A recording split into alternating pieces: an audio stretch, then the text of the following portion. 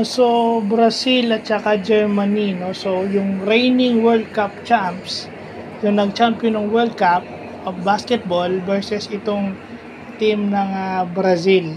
So pukpukan, no? Talagang maraming bala tong Brazil na to. Tsaka ang gusto kong match up dito yung point guard, si Huertas, tsaka si Schroeder, at tsaka yung number 2 nila, si Santos, yung maliit.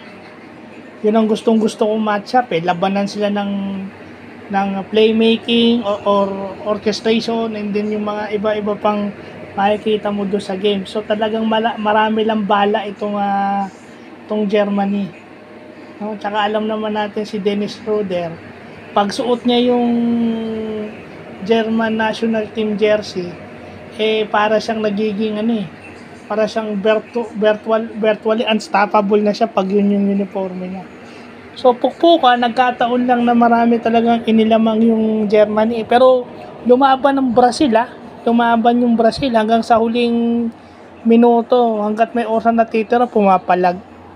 So banderang kapos lang din. Well, yun yung nakikita natin sa World Cup, yung kanina yung France-Japan overtime, tapos itong Brazil-Germany, hindi rin gumaganda, no? Kagaya nung sinabi nga isa nag-comment doon sa YouTube na nag-threat yung Brazil sa Gilas, tumakbo yung Gilas, iba to. Ito nung bumabalik yung dahil meron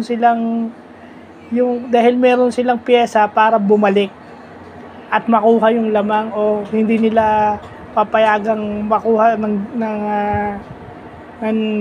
Brazil yung damang.